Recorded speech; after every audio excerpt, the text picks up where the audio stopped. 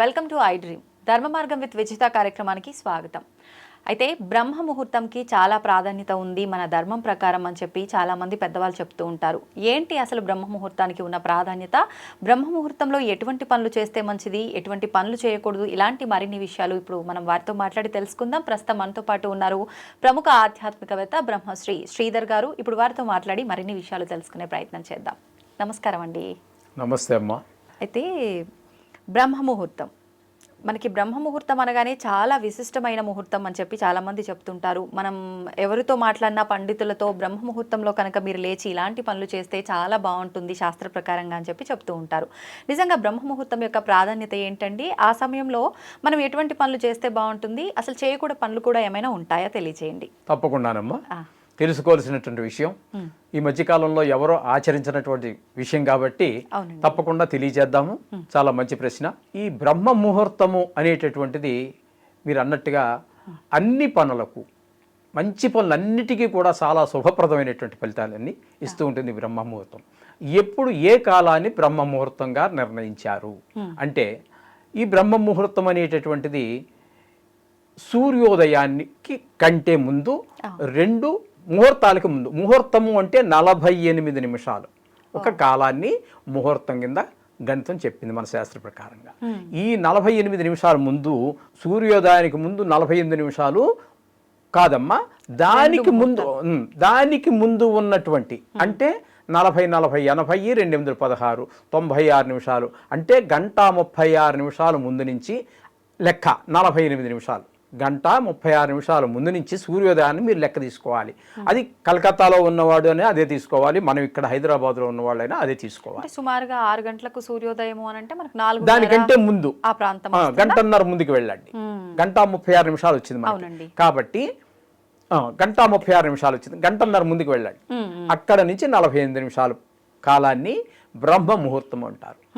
ఆ ముహూర్తం యొక్క గొప్పతనము ఏంటి అంటే, ఆ సమయంలో పితృదేవతలు, మామూలు దేవతలు. పితృదేవతలు అంటే మన తాలూకు ముందుగా మన తరాల వాళ్ళు, తల్లి, తండ్రి లేదా తాత, ముత్తాతలు, వీళ్ళందరూ చనిపోయిన వాళ్ళందరినీ, మనకంటే పెద్దవారిని అందరినీ కూడా పితృదేవతలు అంటారు, చనిపోయిన వాళ్ళని. ఆ పితృదేవతలు, మామూలు దేవతలు కూడా కలిసి ఉండేటటువంటి కాలం. అందుచేతనే మనం చనిపోయిన రోజున మనం అందరూ కూడా పితృదేవతలకి ఆర్థికం అనేటటువంటి పేరుతో మనం చేస్తూ ఉంటాం. అందుచేత మనకి వంశము అభివృద్ధి చెందాలి అంటే పితృదేవతల యొక్క కార్యక్రమమే ముఖ్యము. మనకి ఐశ్వర్యమో మరొకటో ఏది ఇవ్వాలన్నా మామూలు దేవతలు ఇస్తారు. కానీ వంశం అభివృద్ధి చెందాలి అంటే, వంశం అభివృద్ధి చెందడం అంటే కొడుకు పుట్టాలి. కూతురు 10 మంది పుట్టారు, కానీ ఈ ఇంటి పేరు నిలబడే మార్గం ఎట్లా? పుత్ర సంతానం ఉంటేనే వాడికి. ఎందుకంటే పుత్రికలకి పెళ్ళైన తర్వాత ఇంటి పేరు మారిపోతుంది, గోత్రం మారిపోతుంది. మన వంశానికి సంబంధించినటువంటి అతనికి ఏంటంటే తర్వాత కాలంలో లేని పరిస్థితులు వచ్చినప్పుడు ఆపద్ధర్మంగా దౌహిత్రుడు అన్నారు. అంటే దుహిత అంటే కూతురు యొక్క కొడుకు కూడా ఈ కార్యక్రమాలు చేయవచ్చు అని చెప్పి పెట్టారు. ఆపద్ధర్మం మాత్రమే చేయవలసింది పౌత్రుడు. అంటే పుత్రస్య కుమారః పౌత్రః, పుత్రస్య పుత్రః పౌత్రః. ఈ విధంగా అది మనకి చనిపోతే, ఎవరైనా చనిపోతే వారికి ఈ ఆర్థిక కార్యక్రమాలు చేయవలసింది పౌత్రుడు. కాబట్టి పుత్రుడి కోసమే అందరూ కూడా తపస్సు చేసేవారు ఆ కాలంలో. ఇప్పుడు చేస్తున్నారు, కానీ ఇప్పుడు అది పెద్దగా పరిగణలోకి తీసుకోవట్లేదు. ఈ విధంగా ఆ సమయంలో పితృదేవతలు వీళ్ళందరూ కూడా కలిసి ఉండటం ఒక ప్రశ్న ఇదే.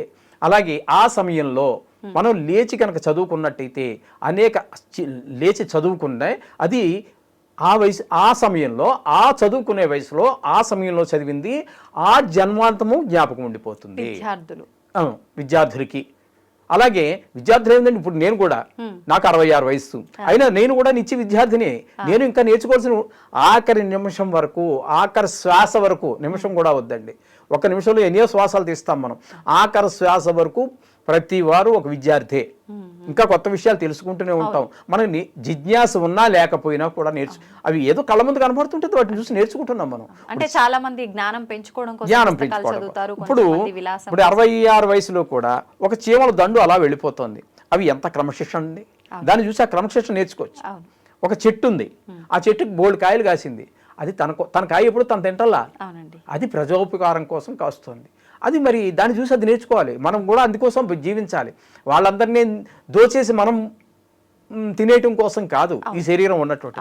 ఇటువంటివన్నీ కూడా మనం ప్రతి క్షణము కూడా ఒక విద్యార్థి ఎంత వయసు వచ్చినప్పటికీ అట్లా ఈ ఈ ఆ సమయంలో ఈ బ్రాహ్మీ ముహూర్తంలో చదువుకున్నది జీవితాంతం గుర్తుండిపోతుంది ఒక విషయం. ఇంకొకటి ఏంటంటే ఆ సమయంలో లేచి ఏ పూజలు చేసినా అద్భుతంగా ఫలిస్తాయి. ఆ సమయంలో వేసి పూజ కనుక చేసినట్టయితే మీరు ఏ దేవతల్ని ఏమేమి కోరుకుని మీరు పూజ చేశారో అవి ఫలించటంతో పాటుగా నవగ్రహాల యొక్క అనుగ్రహం, నవగ్రహాలు ప్రత్యేకించి ఉండవండి, ఆ సమయంలో ఆ బ్రాహ్మీ ముహూర్తంలో నవగ్రహాల యొక్క మన మీద ఉండే చెడు దృష్టి ఫలితం ఏదైతే ఉందో దానికి ఏదో జపం చేసుకోవాలని ఎవరో జ్యోతిషి చెప్పారు మీకు, అది చేయాల్సిన పని ఉండదండి. ఆ సమయంలో కనుక మీరు లేచి స్నానం చేసి మామూలుగా ఏ దేవుడు పూజ చేసినప్పటికీ కూడా నవగ్రహాల యొక్క ఆ దుష్ట చెడు ఫలితాలు ఏవైతే మన మీద పడుతున్నాయో, అందరి మీద దుష్ట ప్రభావం పడదు కదా, అవన్నీ కూడా ఆటోమేటిక్ గా తొలగిపోతాయి. వాటి అంతటా అవే తొలగిపోతాయి. ఇబ్బందులు ఉంటే పరిహారాలు ఏమీ అవసరం లేదు అని చెప్పి మనకు శాస్త్రం చెబుతోంది. అంటే అలా అని చెప్పేసి పూర్తిగాని కాదు, చేసుకోవాలి శాస్త్ర ప్రకారంగా. వాళ్ళు ఒప్పుకోరు కదా మరి. ఇప్పుడు మేము ఆధ్యాత్మికవేత్తలుగా మాకు ఎక్కడో ఏదో దొరికింది దాన్ని బట్టి మనం చెప్తాం. మరి జ్యోతిష్యుడి దగ్గరికి వెళ్తే ఆ విషయం అలా కాదు, కొంతన్నా చేయాలని ఆయన మీరు చెప్పింది విషయం కరెక్ట్ అయినప్పటికీ కొంతవరకు తగ్గినా కొంతవరకు చేయాలి అని చెప్పేసి వాళ్ళు చెప్తారు వాళ్ళ శాస్త్ర ప్రకారంగా. ఎందుకంటే మనకి ఈ విషయం మనకి ప్రతి విషయంలోనూ, ఆధ్యాత్మిక విషయంలోనూ ప్రతి విషయంలోనూ కూడా కాంట్రవర్సీ, కొన్ని విభేదాలు అందరి మధ్యన ఉన్నాయి ఖచ్చితంగా. ఒక్క శాస్త్రం గురించి మాట్లాడినా కూడా అదే శాస్త్రంలో దీనికి చాలా కాలం తర్వాత నాకు జవాబు దొరికింది. ఏంటండి? అవతల ఒక రకంగా చెప్పిన ఆయన బాగా పేరు ప్రఖ్యాతులు సంపాదించినటువంటి పండితుడు, యువతల అదే దాన్ని ఖండించి వేరే రకంగా చెప్పినవాడు ఈయన మహాపండితుడే. సామాన్యుడిని నేను, వీళ్ళిద్దరి మధ్యన నేను నలిగిపోతున్నా. ఇది కరెక్టా ఇది కరెక్టా ఎలా డిసైడ్ చేయాలి? వాళ్ళిద్దరిని పరీక్షించే అంత శక్తి సామర్థ్యాలు నాకు లేవు. ఏది ఆచరించాలనేది ఒక డైలమా. కాబట్టి ఇక్కడ ఏంటంటే శృతి భిన్నాహ స్మృతి భిన్నాహ ఋషయచ్చ మతాహ భిన్నాహ. శృతులు అంటే వేదాలు, వేదాలలో భేదం ఉంది. ఎందుకు భేదం ఉండాలి? ఉంది అంతే. 4గా విభజించారు ఎవరు? వేదవ్యాసులు వారు. సామవేదం, అథర్వణ వేదం, ఋగ్వేదం, యజుర్వేదం 4 వేదాలుగా విభజించారు. ఈ వేదాన్ని చెప్పిన దానికి దీనికి యువతలు ఇంకో వేదంలో వెళ్ళిన దానికి తేడా ఉంటుంది. శృతి భిన్నాహ స్మృతి భిన్నాహ. స్మృతిలో అంటే పురాణాలు. ఆ పురాణాల్లో ఇన్ని పురాణాలు ఎందుకు? 18 పురాణాలు రాసి పెట్టారు. ఇంకో పురాణాలు చాలా ఉన్నాయి, అక్కడ అవి భిన్నంగా ఉన్నాయి. శృతి భిన్నాహ స్మృతి భిన్నాహ ఋషయచ్చ మతాహ భిన్నాహ. ఇప్పుడు నేనున్నాను, నాది కౌశిక గోత్రం. కౌశిక గోత్రానికి ఋషులు 3: కౌశిక, విశ్వామిత్ర, అఘమర్షణ. వేరే గోత్రం ఏదో ఉంది, వాళ్ళ ఋషులు వేరు, వాళ్ళ మతం వేరు, వీళ్ళ మతం వేరు. అంటే మతం అంటే ఇది క్రిస్టియానిటీ ఇదని కాదండి, వాళ్ళ యొక్క పద్ధతులు వేరుగా ఉంటాయి, వీళ్ళ పద్ధతులు వేరుగా ఉంటాయి. అందుచేత ఆచార వ్యవహారాలు కూడా కాదు. మరి ఇప్పుడు సంకల్పం చెప్పుకునేటప్పుడు ఇప్పుడు నేనున్నానండి, నా ప్రవర్ నేను చెప్పుకోవాలి. ఆ ప్రవర్లో ఈ 3 ఋషులు వస్తారు. అహంభో అభివాదయ. ఇదివరకు నమస్కారాలు ఇలాగా ఇవన్నీ లేవండి. మామూలుగా కొన్ని సమాధానం చెప్తుంటారు, ఇలా పెట్టమన్నారు నమస్కారం. దానికి ముందు ఎలా ఉంది అంటే నమస్కారం అంటే బ్రాహ్మడికి నేను కౌశిక గోత్రం, నేను బ్రాహ్మణుణ్ణి, మీరు నాకంటే పెద్దవారు ఎవరో, నీ పేరేంటి నాయనా అని అడిగారు. నాకంటే పెద్దవారు గురువులు కావచ్చు, పెద్ద వయసు వారు కావచ్చు. అడిగినప్పుడు మేము సమాధానం చెప్పవలసిన విధానం, నా పేరు అవి చెప్పాల్సిన విధానం ఏంటంటే కౌశిక గోత్ర, ఆపస్తమ సూత్ర కౌశిక గోత్ర, శ్రీధర్ శర్మ అహంభో అభివాదయే. శర్మ లేకపోయినా కలుపుకోవాలి. ఉపనయనం ఎప్పుడైతే అయ్యిందో అప్పటి నుంచి బ్రాహ్మడు అనేవాడు ప్రతివాడు కూడా శర్మే. దానికి ప్రత్యేకించి మా నాన్నగారు పెట్టక్కల దానికి పేరు. ఈ విధంగా అహంభో అభివాదయని ఈ విధంగా నమస్కారం చేసే విధానం ఉండేది బ్రాహ్మడికి. తర్వాత కాలంలో ఇలా పెట్టడం జరిగింది. ఈ తర్వాత ఈ విభిన్న మతాలు వచ్చిన తర్వాత ఇలా ఒంటి చేత్తో పెడుతున్నారు. దీని గురించి కొంతమంది చెప్పారు, ఇలా పెడితే నువ్వు కూడా సంస్కారం నాయన, ఇలా ఒంటి చేత్తో అంటే ఆ చెయ్యి నరికేనైనా మరేం పర్వాలేదని కూడా చెప్పారు. అది తమాషా కోసం చెప్పుకుంటారు. దాన్ని మనం పరిగణలో తీసుకోవద్దు.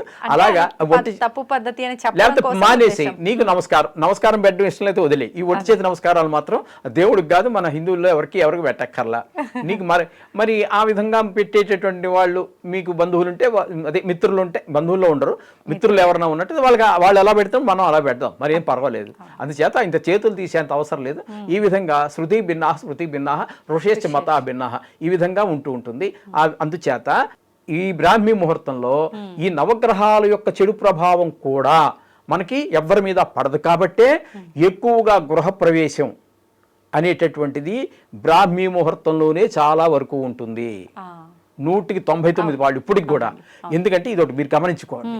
ఎందుకని ఈ మధ్యకాలంలో కొన్ని మార్పులు జరుగుతున్నాయి. ఎందుకంటే వీళ్ళల్లోనూ కూడా కొంచెం సగం నేర్చుకున్న వాళ్ళు ఏదో కొత్తదనాన్ని సృష్టించాలి, క్రియేట్ చేయాలి అని ఒక ముహూర్తాలు పక్కన పెడితే పరిస్థితులు ఎవరికి వీలైనప్పుడు వాళ్ళు చేసుకునే పద్ధతి ఒకటి అది కూడా ఉందమ్మా, అది కూడా ఉంది. మాకు ఆదివారమే కావాలి.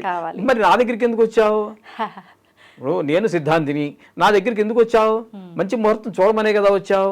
నాకు ఆదివారమే కావాలి. ఆదివారం అయితే గురువు గారు మా చుట్టాలు అందరూ రావడానికి వీలుంటుంది. తెల్లవారుజామున తెల్లవారుజామున అంటే కొంచెం ఇబ్బంది అవుతుంది గురువు గారు, పొద్దుట 8 గంటలకు అక్కడ లేదు ముహూర్తం. కానీ నా చేత ఓకే అనిపించాలి. ఆ పాపం ఏదైనా ఉంటే ఈ పురోహితులకు చుట్టుకోవాలి మొత్తం. అలా కూడా ఉంటుంది అంతే. మరి పెళ్లి ముహూర్తం పెట్టామండి, పెళ్లి ముహూర్తం పొద్దుట పెడితే అది మ్యాక్సిమం ఇక్కడ తెలంగాణలో అభిజిత్ ముహూర్తంలోనే జరుగుతూ ఉంటాయి. అది 10:30, 11 గంటలకు, 12 గంటలకు అది ఎప్పుడు వస్తుందో అప్పుడు పెట్టాం. అభిజిత్ ముహూర్తంలో ముహూర్తం పెట్టాం. పెట్టిన ముహూర్తానికి 3:30కి చేసుకున్నారు వాళ్ళు పెళ్లి. లేట్ అవుతున్నాయి. లేట్ అవటం కాదు, వాళ్ళు ఎక్కడి నుంచో రావాలి, దారిలో ఉన్నారు, ఆన్లైన్లో ఉన్నారు, ఇట్లా ఏవో కారణాలు, తెవలరు, ఆడవాళ్ళు తెవలరు, ఇక్కడి నుంచి పక్క ఊరు నుంచి అక్కడి నుంచో రావాలి, ఇక్కడ ముందుగా ఏర్పాట్లు చేసుకోరు అనే కారణాలు. ఏదైతే మొత్తం మీద సంసారం బాగా చేసుకుంటున్నారు. ఒకటి వీటన్నిటికంటే ముఖ్యంగా ఒకళ్ళు అర్థం చేసుకోవడంలో ఉంటుందండి. ఎదరవారిని అర్థం చేసుకోవడానికి ప్రయత్నించాలి. ఎప్పుడు ఎంతసేపు అపార్థం చేసుకోవడానికి ఆయన నాకు లొంగుండాలి, ఆవి నాకు లొంగుండాలి, ఇలాంటి దౌర్భాగ్య ఆలోచనల వల్లే కాపురాలు కూలిపోతూ ఉంటాయి, ఎక్కువగా కూలిపోతూ ఉంటాయి. అందుచేత ఎదరి వారి దాన్ని కొట్టుకు చావడానికి పెళ్ళెందుకండి? శుభ్రంగా ఒకరినొకరు ప్రేమించుకోవాలి, మంచి పిల్లల్ని కనాలి, వాళ్ళని వృద్ధులకు తీసుకురావాలి. ఎక్కడో స్వర్గం నరకం ఇక్కడే ఉంటాయి. అనుకూలవతి అయిన భార్య, అదుపాద్యంలో ఉన్న పిల్లలు ఉంటే స్వర్గము ఇక్కడే. దీనికి భిన్నంగా భార్య ప్రవర్తన, పిల్లల ప్రవర్తన ఉంటే నరకం కూడా ఇక్కడే వస్తుంది. అందుచేత ఇక్కడ ముహూర్తం మనం గురించి మాట్లాడుకుంటాం కాబట్టి ఈ ముహూర్తంలో, ఈ బ్రాహ్మీ ముహూర్తంలో చేసినటువంటి గృహప్రవేశాలు చక్కటి ఫలితాలు ఉంటాయి. అలాగే పెళ్లిళ్ళలో కూడా మన సర్కారు జిల్లాలకు మనకి వెళ్ళినట్టయితే, ఆంధ్ర వెళ్ళినట్టయితే అక్కడ పెళ్లిళ్ళు తెల్లవారుజామున రాత్రులు ఎక్కువగా జరుగుతూ ఉంటాయి. దానికి ఉన్న లెక్కలు దానికి ఉన్నాయి. దాని ప్రకారం చక్కగా ముహూర్తం పెడతారు.